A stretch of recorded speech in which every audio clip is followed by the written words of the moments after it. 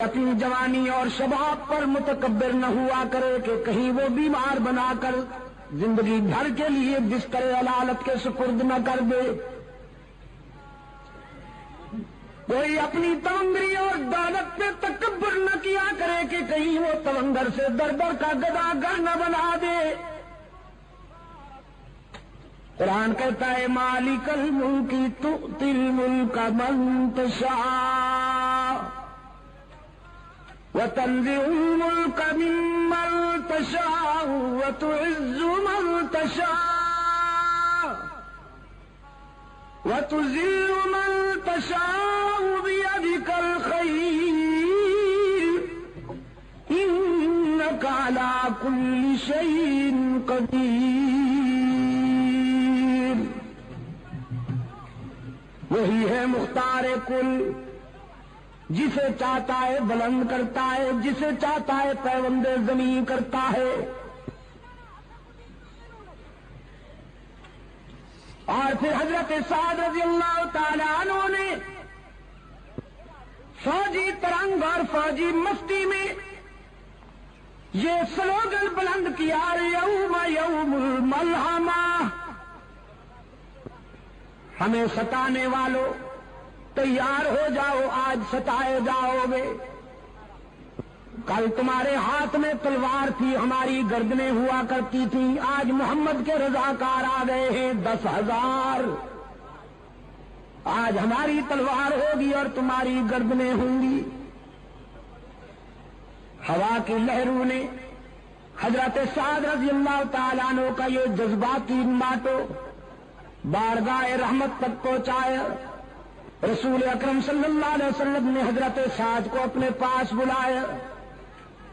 فرمایا سعد تم کیا کہہ رہے ہو؟ عرض کیا اللہ کے رسول،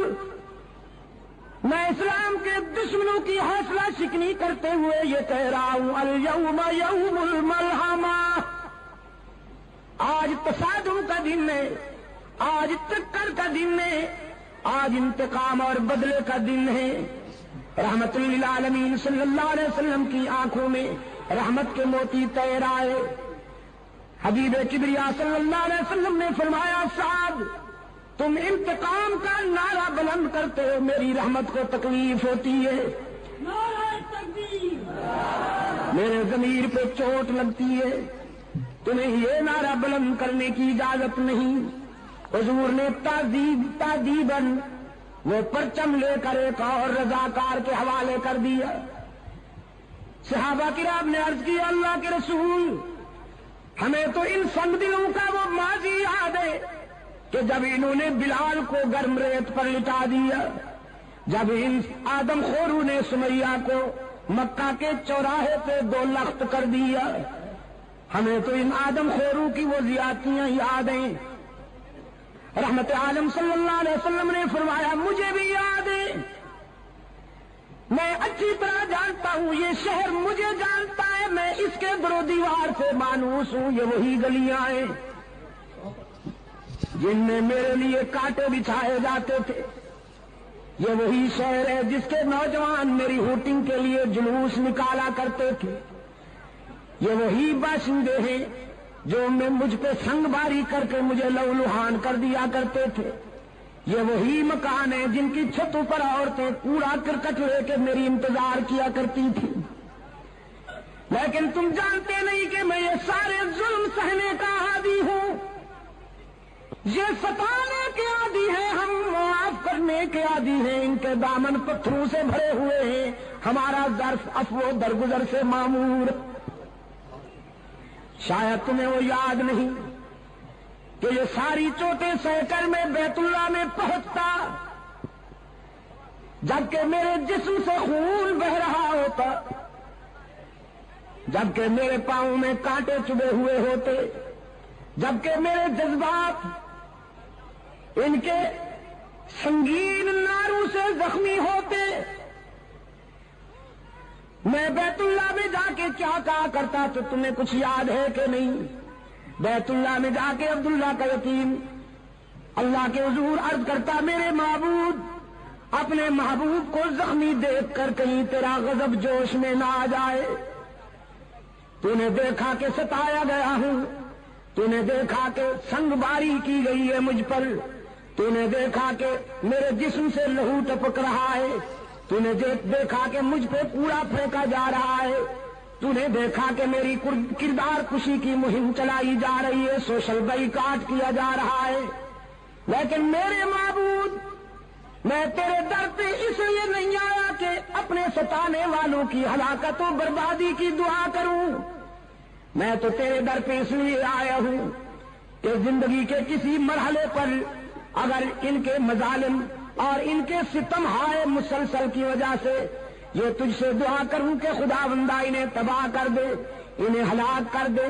تو تجھے اس گھر کی عظمت اور میری محبت کا واسطہ کہ میری وہ ہلاکت والی دعا کبھی قبول نہ کرنا، اگر میں کہوں بھی تو انہیں ہلاک نہ کرنا۔ کوہاٹ کے دوستوں، عزیز نوجوانوں، جنگ میں بڑے بڑے لوگوں کا اشتعال قابو میں نہیں آتا، بڑے بڑے لوگ اپنی عظمت فراموش کر بیٹھتے ہیں، لیکن رحمت عالم صلی اللہ علیہ وسلم کے اعتدال و توازن کا اندازہ کیجیے کہ میدان جنگ میں ایک کافر کی تلوار حضور پہ اٹھی، اللہ نے اپنے محبوب کی حفاظت فرمائی، اس کا وار خطا گیا، اب رحمت عالم کی تلوار اٹھی، وہ کافر شمشیر رسالت کی زد میں تھا، اگلے لمحے وہ تلوار کافر کا سر قلم کر سکتی تھی، لیکن رحمت عالم صلی اللہ علیہ وسلم نے اپنی اٹھی ہوئی تلوار کو روک لیا، اپنے پیچھے کھڑے ہوئے اپنی مراد و مدعا فاروق اعظم کو اپنی تلوار دیتے ہوئے فرمایا، عمر تم اس سے نمٹو۔ فاروق اعظم رضی اللہ تعالیٰ عنہ عرض کرتے ہیں، اللہ کے محبوب میں تو اس سے نمٹ لوں گا، لیکن آج میں چاہتا تھا کہ میں نبی کی تلوار کے جوہر نبی کے ہاتھوں سے دیکھوں، آج میں انتظار کر رہا تھا کہ آپ کی تلوار سے کوئی کافر کٹ کے گرے تڑپے اور اس کی طرف دیکھ کر میں اپنے جذبہ حریت کو جلا بخشوں۔ رحمت عالم صلی اللہ علیہ وسلم اشکبار ہو گئے، فرمایا، عمر تم جانتے نہیں کہ نبی کا قاتل اور نبی کا مقتول دنیا میں سب سے بڑا بدنصیب ہوتا ہے، جو کسی نبی کو شہید کرے وہ بھی دائمی جہنمی، جو کسی پیغمبر کے ہاتھوں سے مارا جائے وہ بھی دائمی جہنمی۔ تو میرے عمر میں انسانوں کو جہنم سے نکالنے آیا ہوں، جہنم میں دھکیلنے تو نہیں آیا۔ میں چاہتا ہوں کہ نہ کوئی ایسا بدنصیب ہو کہ اس کے ہاتھوں سے میں مارا جاؤں، نہ کوئی ایسا بدنصیب ہو کہ وہ میرے ہاتھوں سے مارا جائے۔ ارباب علم و دانش، حد نہیں ہو گئی، حد نہیں ہو گئی شفقت و رحمت کی کہ پوری 23 سالہ عسکری زندگی میں کوئی ایک انسان بھی براہ راست رسول اللہ کی تلوار سے نہیں مارا گیا، کوئی ایک بھی انسان۔ میرے آقا نے اپنے رضاکاروں سے فرمایا، یہ نعرہ بلند کرنے کی اجازت نہیں، آج میں ان کے لیے وہی جذبات لایا ہوں جو میرے بھائی کے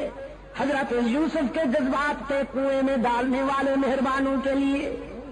آج میں بھی ان کے لیے وہی کہتا ہوں جو میرے بھائی یوسف نے کہا، لا تثریب علیکم اليوم،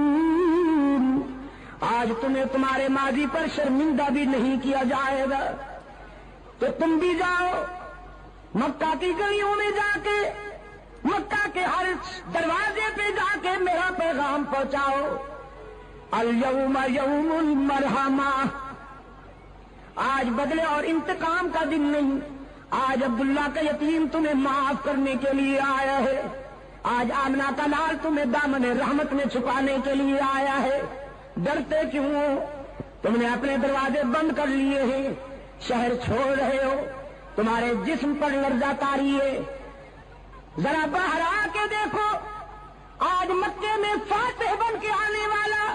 کوئی مادہ پرست شہنشاہ نہیں، آج فاتح بن کے آنے والا محبوب کبریا ہے۔ وہ انتقام کے جذبات نہیں لایا، وہ درگزر کے جذبات لایا ہے۔ رسول اکرم صلی اللہ علیہ وسلم نے اپنے غلاموں سے فرمایا، جا کے بچوں سے کہہ دو ڈرنے کی ضرورت نہیں، محمد عربی تمہیں یتیم بنانے نہیں آیا، جا کے بیٹیوں سے کہہ دو میری بیٹیوں ڈرو نہیں، تمہاری آبرو پہ کوئی شبخون نہیں مارے گا. جا کے ماؤں سے کہہ دو تمہاری مانتا نہیں لوٹی جائے گی. جا کے بہنوں سے کہہ دو تمہارے سروں سے دوپٹے نہیں اتارے جائیں گے. رحمت عالم صلی اللہ علیہ وسلم دختر انسانیت کے سر سے دوپٹے اتارنے نہیں آئے.